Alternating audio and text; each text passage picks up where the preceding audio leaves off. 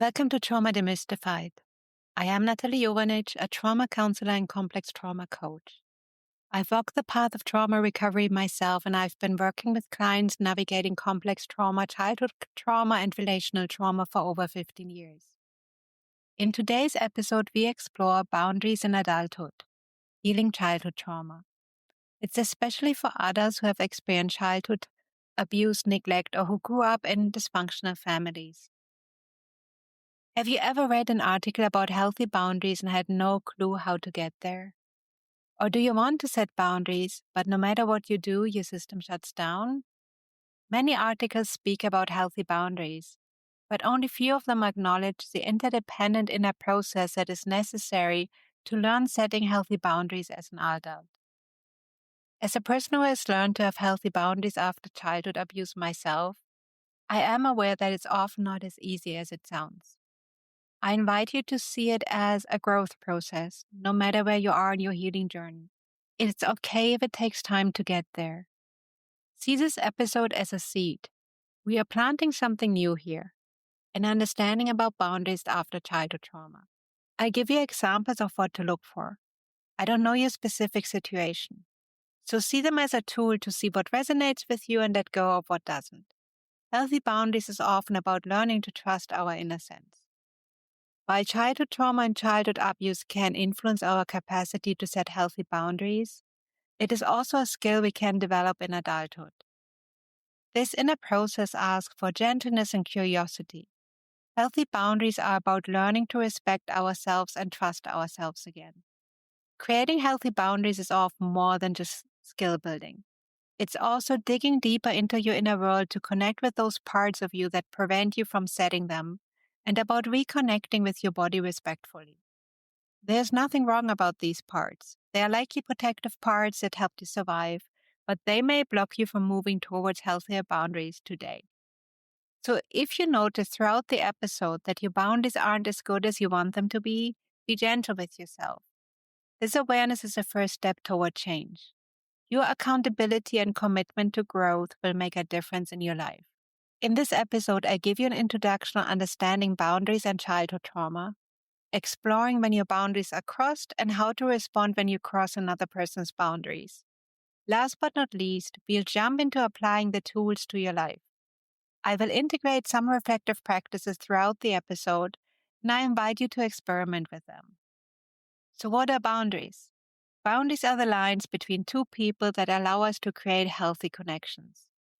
They help us embrace our differences and define what's okay for us and what isn't.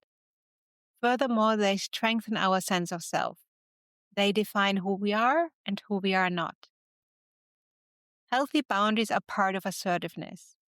Being in relationship with each other while respecting each other and getting each other's needs met. Assertiveness is the antidote to aggression and submission, which we often learned in violent systems. In abusive dynamics, we typically see aggression, one person's needs dominate, or submission, where one person's needs completely disappear. Assertiveness means both people matter. Both people find win-win solutions. Both people have the right to set and communicate boundaries. I found this framework incredibly helpful in my own healing journey, and many of my clients find it meaningful in the context of creating healthier boundaries after childhood trauma. In the next episode, I'll explore more about assertiveness and also your rights as an assertive person. Boundaries are personal, so there's no generic boundary that is applicable to everyone. The only exception to this rule is that abusive behaviors, as well as racist or discriminatory behaviors, are generally a boundary violation.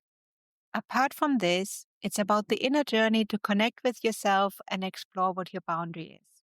Working with boundaries is an essential part of the integrative trauma recovery model I use to support my clients.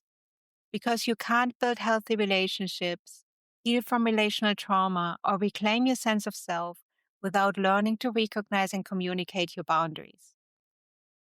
As with many other aspects, our boundaries develop in childhood.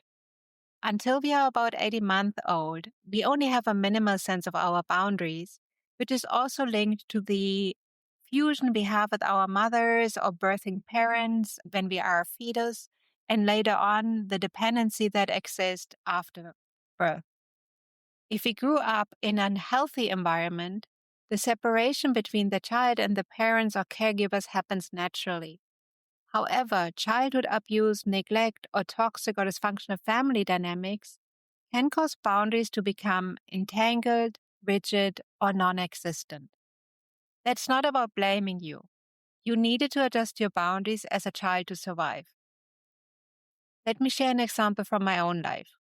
My family of origin, boundaries were non existent. As a child, I was supposed to do what the adults were telling me. Boundaries were never talked about.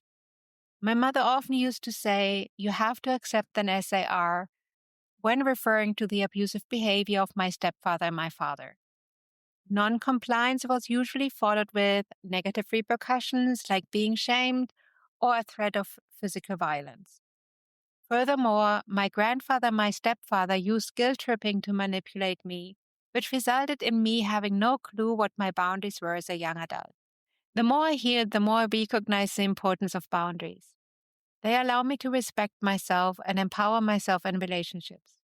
They protect me from toxic or abusive dynamics. Furthermore, they allow me to be closer to people. I actually feel relief when people can set healthy boundaries with me. I'd learned to read people's unstated boundaries so much during my childhood because there was so much manipulation. So nowadays, when someone directly tells me where their boundary is, that's a gift. I don't have to guess. I don't have to walk on eggshells. If two people practice healthy boundaries, it's not about pushing others away. It's increasing trust in the relationship. Relationships with healthy boundaries usually feel easier and they have more clarity than toxic ones. So now I invite you to take a moment and just reflect. How were boundaries lived in your family of origin? Were they ever talked about? How did your parents role model boundaries? How did people respond when you set a boundary as a child? And now as an adult today, how is it for you to set a boundary? What works well? What doesn't? How is it for you to receive a boundary? What are your strengths and what are areas you could improve upon? There is no right or wrong answer. Just notice whatever comes up for you. If you want to, pause the audio and reflect on these questions for a couple of minutes. So what are common patterns around boundaries after childhood trauma? So let's look a little bit at the two different scenarios. When you cross someone's boundary, when your boundary is crossed, and when people don't allow anybody in. In my work with clients, I notice different patterns. So when it comes to cross someone's boundary, I notice different patterns when working with my clients. Some people have a tremendous fear of crossing others' boundaries as if it's forbidden. They are terrified of accidentally violating someone's boundary. They freeze up, over-apologize, or avoid authentic connection altogether. Others go into deep shame spirals when someone sets a boundary with them, interpreting it as rejection or proof that they are too much or that they are bad. While it is useful to have compassion with these parts because they likely created these responses due to past trauma, it is also necessary to work towards transforming these patterns. The reality is, when we are in relationship, boundary crossings may occur and we may hurt each other. What differentiates a healthy from a toxic relationship is that boundary violations are communicated and the other person puts in effort to change. While this is a bit simplified, I often say to my clients that hurt may happen in relationship. However, we can avoid harm by taking care of our boundaries and lean into growth. So what are patterns when we try to set boundaries? I've noticed that many people feel tremendous guilt even about starting to set a boundary. They may have parts that put other people first or parts that are scared to lose the relationship if they set a boundary. We may have strong parts that find excuses for other people's toxic or abusive behaviors, which may expose us to additional harm. Even though I want to be clear, you are never responsible for the other person's harmful behaviors. You're only responsible for your own boundaries. So what happens when we avoid connection? So some people have very rigid boundary, which means they avoid contact with others and they don't allow anybody in. This can be out of fear of getting hurt again or many other complex patterns. While focusing on your own healing and avoiding people for a while can be useful, it can also prevent you from creating healthy connections. So, what really matters is that you explore your needs and motivations. And usually, there comes a time when you're aware, oh, I did my healing, and now I need to go out in the world again and just also take care of boundaries. Like it is very natural. If you are in a relationship, boundaries will show up naturally. So, keep in mind, these examples that I just shared are those that I've noticed. Your reality may look different, and that's to be expected. Everyone needs to look inside and be curious about what parts get activated when it comes to setting boundaries or crossing other people's boundaries. So, how can childhood abuse affect your boundaries in adulthood? Abuse trauma and boundaries are often interconnected because abuse is in itself a boundary violation. So, it's natural that learning to set healthy boundaries is part of the healing process and often not as clear cut as we hope it to be. Just to give you an example, childhood abuse can lead to childhood trauma. One of the symptoms of trauma is the fawn response, where we let go of our boundaries to protect ourselves. This pattern was protected in your childhood because it was likely dangerous to set a boundary. However, as an adult, it may prevent you from really create the health and the relationship that you want to have. Furthermore, parts may have disconnected from your body, and boundaries are in our body. Therefore, it may be harder to fully recognize what your boundary is, and it's necessary to slowly reconnect to your body. Additionally, you may have learned to take responsibility for other people's emotions, whether it was your caregivers or your parents' emotions, in order to survive. Therefore, you may lose contact with your boundaries. Keep in mind that you're not responsible for other people's emotions, and it just may take time to unlearn this pattern. Additionally, there may be parts that want to avoid conflict at all costs because they learned that conflict is dangerous. Setting a boundary might have been a cue of danger, given the negative repercussions afterwards. Therefore, your nervous system may go into a trauma response when challenged with setting boundaries. Many of us learned to mind read as children, constantly scanning and anticipating what our caregivers needed before they exploded or withdrew. That hypervigilance kept us safe. But as adults, we are still doing it. We are exhausted trying to figure out what everyone needs, feeling responsible for managing everyone's emotions, and sometimes resentful when people don't appreciate our efforts. Keep in mind, everyone is responsible to communicate their boundaries, so we don't need to mind read. If you want to learn to set healthy boundaries, it's about this iterative process to identify your boundaries, connect and learn to manage parts that are scared to set them, reconnect with your body, and understand trauma responses and find ways to manage them. Given these complex interdependent dynamics, it matters that you cultivate curiosity about your inner experience. There's nothing wrong with you. Your inner system has done its best to survive extreme circumstances.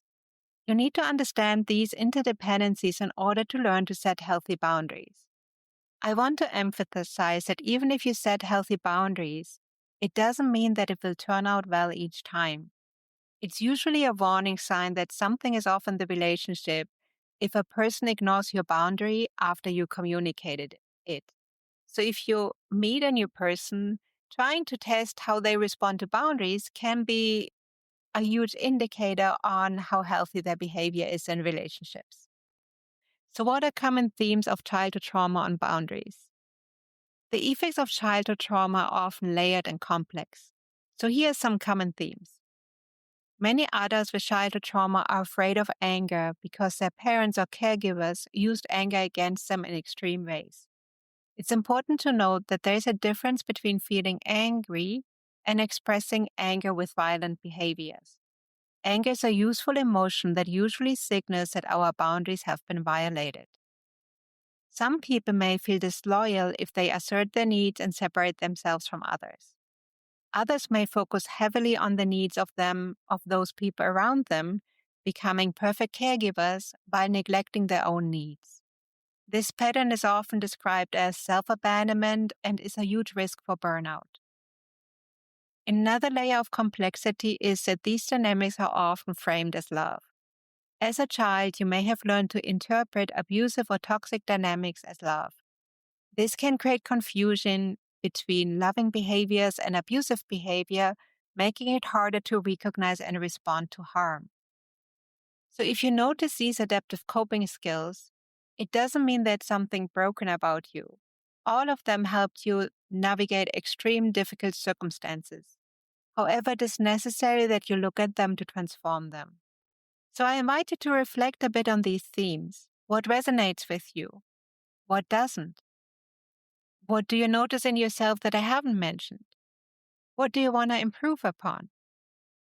If you want to pause the audio and reflect on it for a couple of minutes. So, how do we start setting boundaries? Here are some pillars that help you to reconnect with your boundaries. Pillar means that they are interconnected and each one of them helps you deepening your relationship with your boundaries. Pillar 1 is body awareness. Boundaries are in your body. Therefore, the capacity to recognize your boundaries depends on your connection with your body. And if you have experienced trauma, there might be parts that don't want to be in your body. That's why setting healthy boundaries is connected with trauma healing. Any reconnection with your body needs to be respectful for you and the parts of you that are afraid in your body. So it is a process that often requires patience and persistence. Pillar 2 is nervous system awareness. If you are in a trauma response with no connection to your adult self, it will be really hard to communicate a boundary healthily. Your fight part might take over to protect you, or your fawn part might just tell you all the reason that your boundary doesn't matter. So recognize the state of your nervous system and getting back to your adult self is often necessary before you can assess a situation and really identify which boundary has been violated. Pillar 3 is about discernment. So there are many myths out there what healthy boundaries should look like. Keep in mind that your boundaries are uniquely yours. What is okay for you may not be something I bother about. It's really about assessing the standard you want to set for yourself, for your life, and what feels right in your body. This is likely to change and evolve throughout your healing journey. Like my boundaries nowadays are far different than my boundaries 10 or 15 years ago. So discernment includes assessing the level of health and emotional and psychological safety in the relationship. For example, in abusive dynamics, it may not be safe enough to set a boundary. The same is true in dynamics around racism or discrimination. Healing doesn't mean that you assume that everybody has healthy relationship behaviors or that everybody is trustworthy. But it's really about learning to discern who is and who isn't. So as I said before, you can easily test the level of health of somebody by setting a small boundary and just observe how they respond. Unfortunately, we often need some time before we can really assess the level of health in the relationship behavior of someone. Pillar 4 is about emotional awareness. Tune in and explore what emotions and body sensations you notice as well as you can. Start where you are. Be curious about your inner experience and what it wants to tell you. This emotional awareness leads me to Pillar 5, which is all about understanding the wisdom of your emotions. If you notice emotions like anger, resentment, or feeling drained, ask internally what boundary has been violated. Resentment often builds up if there were boundary crossings over a longer period of time. Ask yourself what is not okay for you in the current dynamic and how you could assert a boundary. Emotional and physical symptoms, while uncomfortable, can teach you a lot about your boundaries. Pillar 6 is understand your protective parts. It is likely that you have some parts that want to set boundaries. However, it is also likely that there are parts that are against setting boundaries. Just be curious about your inner conflict and explore what a small step forward would look like that all of your parts could agree upon. Start small and start with the safest person first. Pillar 7 is then finally the outward action. After exploring your inner world And if you came to the conclusion that the other person is safe enough, it's time to set your boundary. You need to communicate it to the other person. And after you communicated it, if applicable, here comes pillar 8, which means attend to parts that get activated. So especially at the beginning of your healing journey, parts of you might get activated after you set a boundary. They may feel guilt or shame, or they feel really scared. The task is to attend to them and support them, not dismiss them. Over time, they likely start to calm down and trust this new behavior and trust that you can work it out. Grounding exercise can help you self-soothe when emotions feel overwhelming. So let's look at a practice moment. So grounding can help you when parts get activated. And I just guide you through a very brief grounding exercise together. So I invite you, place your both feet on the floor. Really feel them on the floor. Now take a breath. And now name 3 things you can see right now. So I see my computer, I see my mouse, and I see my desk. Name 2 things you can hear. So I hear my fridge and I hear some noise on the street. Name 1 thing you can touch, and I can touch my water bottle. So this grounding exercise is a tool that you can use if you feel overwhelmed by setting a boundary or if strong emotions come up. I leave a link in the show notes with more suggestions. So in my own practice with boundaries, I noticed that it's easy to get into my head. Like for example, I tell myself the other person should have known my boundary and I blame them for not respecting them. And when this happens, I gently remind myself that I need to communicate my boundary.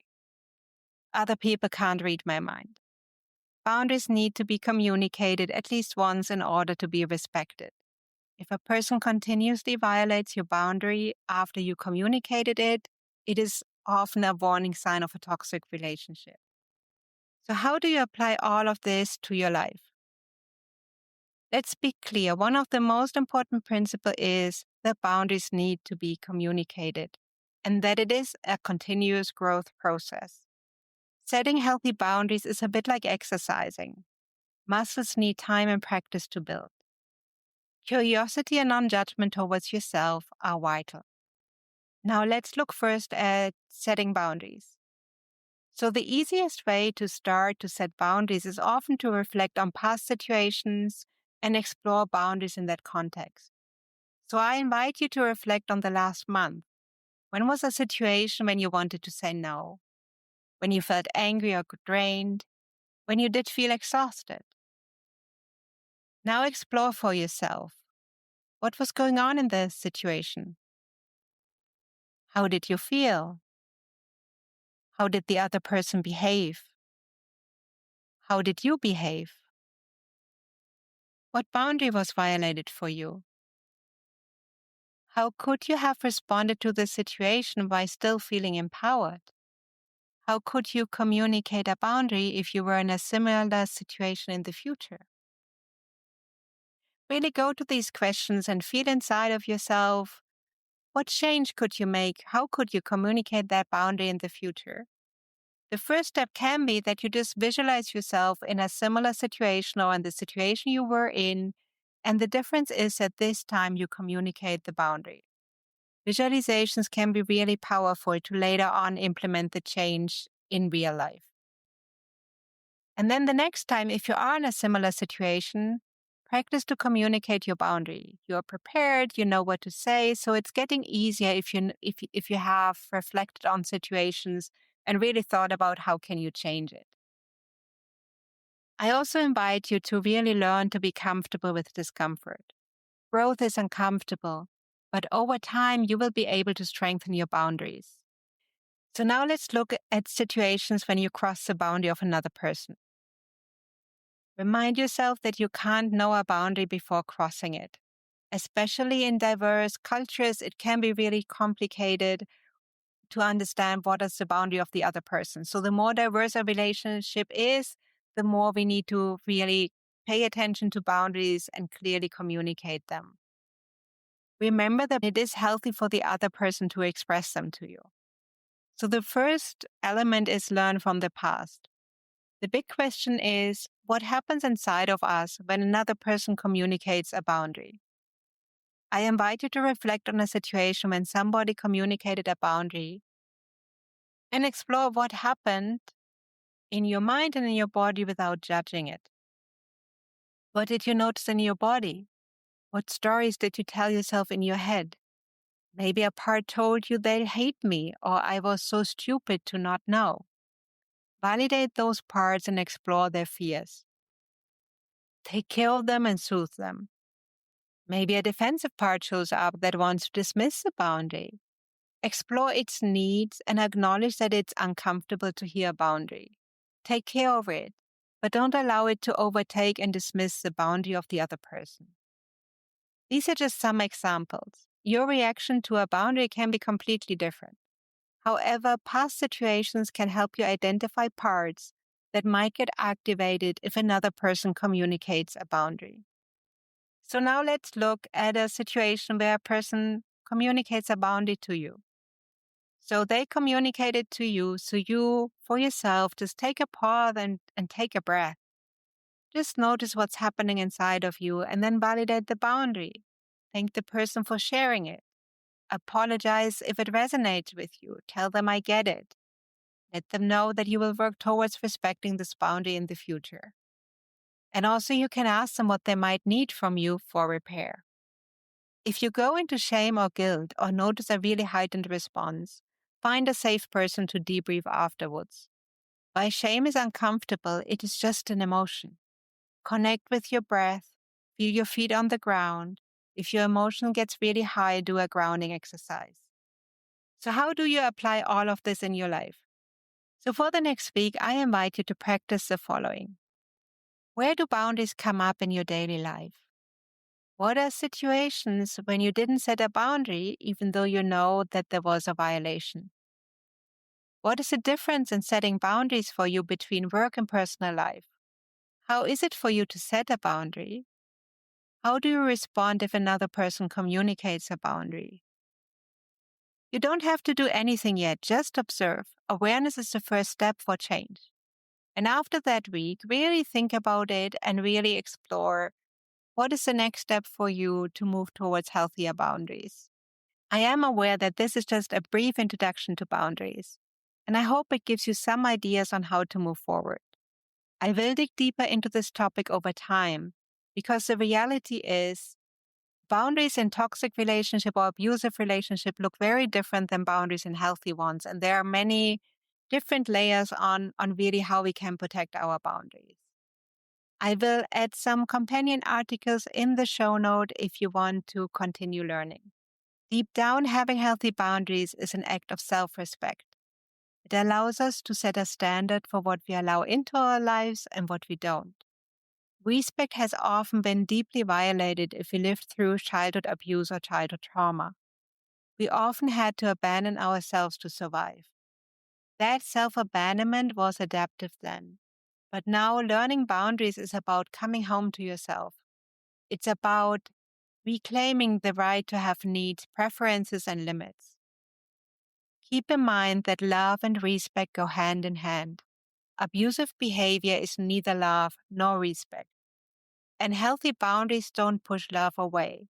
They create the condition to really create real and sustainable love.